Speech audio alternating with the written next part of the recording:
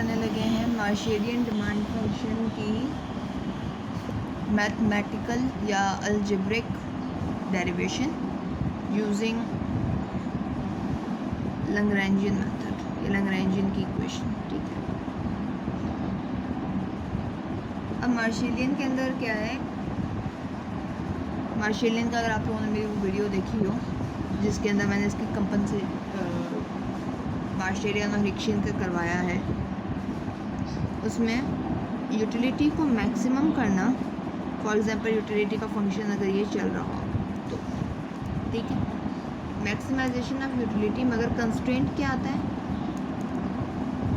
सबसे बड़ी रुकावट हमारे पास आती है हमारी इनकम, यानी कि बजट लाइन। ठीक है, तो एक ऐसा डिमांड का फंक्शन बनाना जो कि यूटिलिटी को मैक्सिमाइज भी कर रहा हो इस कंस्ट्रेंट के साथ, तो वो कैसे होगा, वो होगा लैग्रैंजियन से। उससे पहले मैं इस कंस्ट्रेंट फंक्शन को थोड़ा मॉडिफाइड फॉर्म में लूँगी, यानी कि मैं इसको ये सारी साइड इस तरफ ले जाऊँगी, इसको इक्वेट टू 0 कर दूँगी। ठीक, ये जो मैं आपको सिखाने लगी हूँ ये प्रॉपर लैग्रैंजियन का फंक्शन है। इसके अलावा लोग छोटे तरीके से या एक शॉर्टकट अंदाज में भी सॉल्व कर लेते हैं। चलिए, अब मैं चल रही हूँ इस तरफ। अब मैं यहाँ पे फॉर्म करने लगी हूँ लैग्रैंजियन की इक्वेशन। ठीक है, तो लैग्रैंजियन की इक्वेशन ये कहती है right hand side of objective function, ठीक है, plus lambda, left hand side of modified constraint, ये वाली साइड। ठीक है, तो मैं यहाँ पे रख रही हूँ इसको x.5 y.5 plus lambda m minus P X X minus P Y Y, ये हमारे पास बन गई लैग्रैंजियन की इक्वेशन। अब हम इससे 3 फर्स्ट ऑर्डर कंडीशंस निकालेंगे। ठीक है, पहला लैग्रैंजियन का फंक्शन लेंगे विद रिस्पेक्ट टू x, ठीक है, फिर दूसरा लेंगे with respect to y, and तीसरा विद रिस्पेक्ट टू लैम्डा। ठीक है, तो अब ये कैसे होगा, अगर आप लोगों को पार्शियल डेरिवेटिव्स नहीं आते हैं इसके अंदर, तो ये बड़ी ज़रूरी चीज़ है कि आपको आनी चाहिए। ठीक है, चलिए, अब यहाँ पे पावर रूल लग रहा है तो मैं पावर रूल लगा लूँगी। ठीक है, वाई चूँकि साथ मल्टीप्लाई हो रहा है ऐसे नीचे उतर जाएगा। ठीक है, प्लस यहाँ पे हमें प्राइस ऑफ एक्स मिल रहा है। ठीक है, तो यहाँ लैम्डा आएगा, एम कांस्टेंट है, इसके साथ प्राइस ऑफ एक्स कह रही हूँ, एक्स नहीं है तो ये कांस्टेंट ट्रीट होगा 0 माइनस प्राइस ऑफ एक्स की जगह 1 माइनस यहाँ पे कहीं पे भी एक्स नहीं है तो ये कांस्टेंट ट्रीट होगा, इक्वेट टू 0। ये इक्वेट टू 0 करना मत भूलिएगा, ये बहुत ज़रूरी स्टेप है यहाँ का। ठीक है, तो इसको मैं यहाँ पे सही तरीके से लिख देती हूँ, 5.5 plus minus lambda price of X, lambda is equals to 0। ठीक है, 0.5 X y.5 is equals to price of X lambda, ये आपकी बन गई इक्वेशन 1। ठीक है, अब दूसरे की तरफ से मैं यहाँ सेपरेट कर दूँ। ठीक है, लैग्रैंजियन फंक्शन से जो है y का डेरिवेटिव लेंगे, वो कैसे लिया जाएगा, 0.5 y 0.5 जो उसकी पावर थी -1, ये लग गया आपका पावर रूल। ठीक है, ये x पावर 0.5 ये आ गया नीचे। ठीक है, अब लैम्डा वापस, क्योंकि यहाँ पे आपके पास प्राइस ऑफ y अवेलेबल है तो लैम्डा ये m0, क्योंकि यहाँ पे y नहीं है, प्राइस ऑफ x और x के अंदर भी y नहीं है तो वो कांस्टेंट ट्रीट होगा 0 माइनस प्राइस ऑफ y की जगह 1, इसको यहाँ पे equate to 0, then 0.5 y minus 0.5 x, 0.5 minus price of y lambda is equals to 0। ठीक है,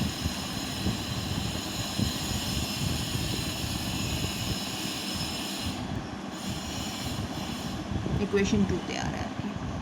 ठीक है, इक्वेशन 3 अगर आपने लैग्रेंजियन की इक्वेशन आपके पास सामने हो तो जो ये x.5 और y.5 है ये कांस्टेंट ट्रीट किया जाएगा, क्योंकि लैम्डा जो है वो वहाँ पे अवेलेबल नहीं है, तो वो एक कांस्टेंट ट्रीट किया जाएगा। ठीक है, तो ये कांस्टेंट की जगह 0, लैम्डा की जगह 1 और उसके साथ मल्टीप्लाई होने वाला पूरा का पूरा एक्सप्रेशन ऐसे ही नीचे उतर आएगा। ठीक है,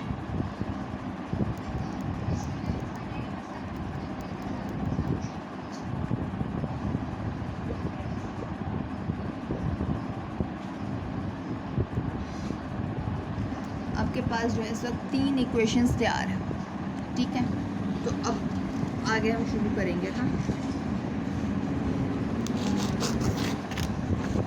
ठीक, अब मैं क्या करने लगी हूँ, मैं करने लगी हूँ कि इक्वेशन 1 जो भी हमने फर्स्ट ऑर्डर कंडीशन ड्राइव किया है वो डिवाइड कर दूँगी इक्वेशन 2 से। ठीक है, तो क्या आ रहा है यहाँ पे 0.5 x minus 0.5 y 0.5 is equals to price of x lambda 0.5 x 0.5 y minus 0.5 price of y lambda।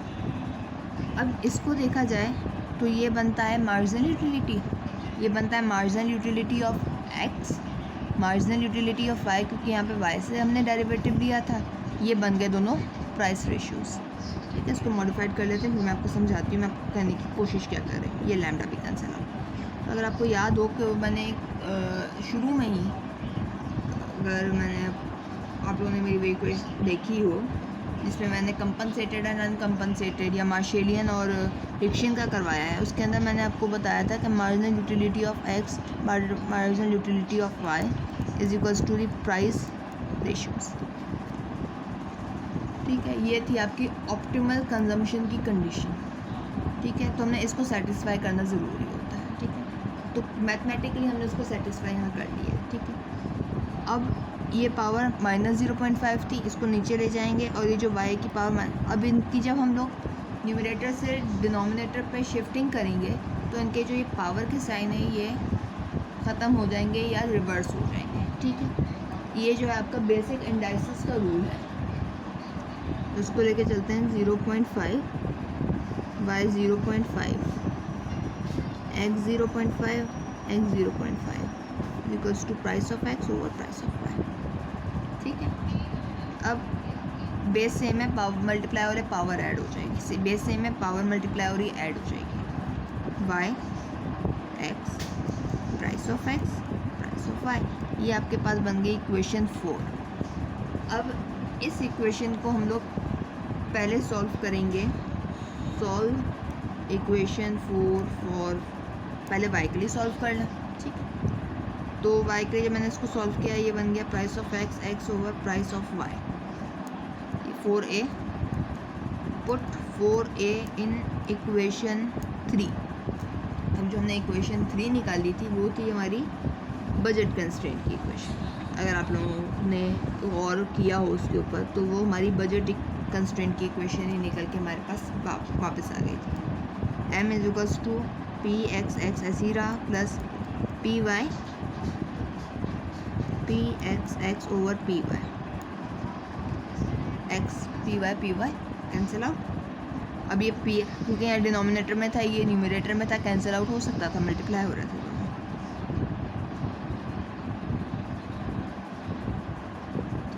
ये हो गया 2p x x over m। अब मैं इसको x के लिए सॉल्व कर लूँगी, तो x m यानी कि Marshallian demand function for x is equals to m over 2p x।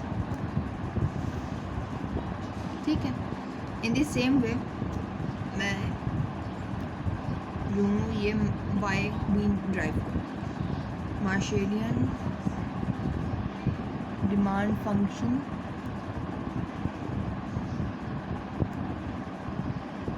For good x।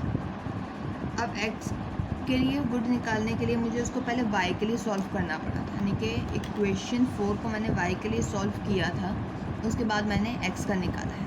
तो मैं क्या करूँगी, अब मैं इक्वेशन 4 को x के लिए सॉल्व करूँगी और y वाला डिमांड फंक्शन निकालूंगी माशाल्लाह। ठीक है, तो इक्वेशन सॉल्व, ठीक है, सॉल्व इक्वेशन 4 फॉर, सही है, ये सॉल्व इक्वेशन 4 फॉर एक्स, यानी कि इक्वेशन 4 हमारे पास थी y over X equals to T by over P X होगा।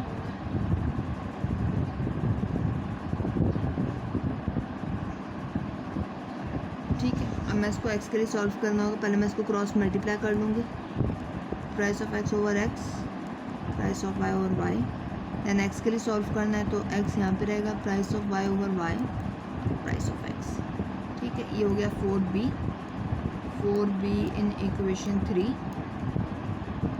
और x plus price of y over y m, ये थी इक्वेशन हमारे पास।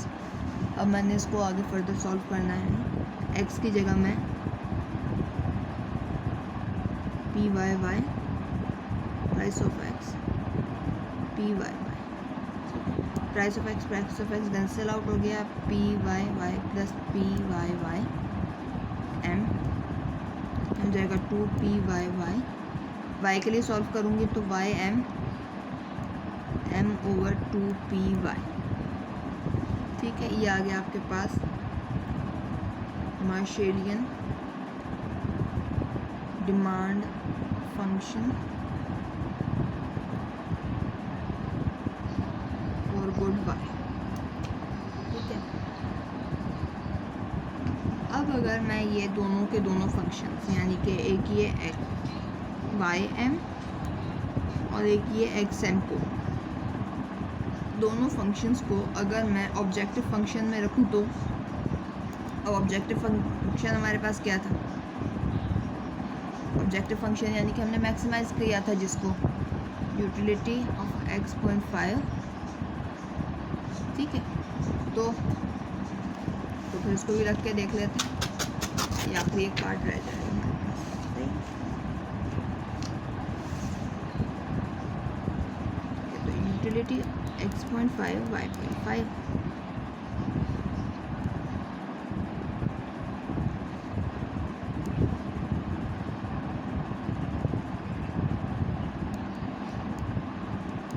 m = 2py। ठीक है जी, यानी कि दोनों के दोनों जो मार्शेलियन के डिमांड फंक्शंस थे वो मैंने उनकी जगहों पे पुट कर दिया ऑब्जेक्टिव फंक्शन के अंदर। ठीक, m की पावर 0.5 m की पावर 0.5, अगर मैं दोनों को यहाँ से निकाल लूँ तो 0.5 की पावर ऐड होके m बन जाएगा पावर 1 के साथ। यानी कि ये समझ लें मैंने यहाँ पे ये डिवाइडेड बाई ये 2 के साथ भी दोनों पावर्स हैं, ये भी मैंने निकाल दिया बाहर। अब मेरे पास बच क्या गया 1 ओवर पी एक्स जिसकी पावर है 0.5 और 1 ओवर पी वाई जिसकी पावर है 0.5। ठीक है, यानी कि अगर मैं इसको और सिंप्लीफाइड करके लिखूँ तो ये हो जाएगा m पी एक्स की पावर 0.5 पी वाई की पावर 0.5। ठीक है, तो ये आपका बन जाएगा इनडायरेक्ट यूटिलिटी फंक्शन। ठीक है, अब ये इनडायरेक्ट यूटिलिटी फंक्शन कैसे है, यूटिलिटी का जो फंक्शन होता है बेसिकली वो होता है एक्स और वाई गुड का फंक्शन, मगर ये जो है ये इनकम प्राइस ऑफ एक्स और प्राइस ऑफ वाई का फंक्शन है, इस वजह से ये इनडायरेक्ट यूटिलिटी फंक्शन कहता है। ठीक है, उम्मीद करती हूँ ये आप लोगों के काम आया होगा। अब आपके पास जब प्राइसेस ऑफ एक्स और प्राइस ऑफ वाई का डाटा हो तो इनकी जगहों पुट करके आप उनको निकाल लीजिए, मगर मेक श्योर कीजिएगा ये जो मैंने इनडायरेक्ट यूटिलिटी फंक्शन और ये जो डिमांड फंक्शंस निकाले हैं वो इस यूटिलिटी के साथ है। जैसे ही यूटिलिटी चेंज होगी, जैसे कि अगर यूटिलिटी आपकी बदलती है 0.7 और ये, तो ये आपका पूरा का पूरा चेंज हो जाएगा। ठीक है जी, अब इस चीज़ को माइंड में रखिएगा और कोई कन्फ्यूजन हो तो ज़रूर पूछिएगा।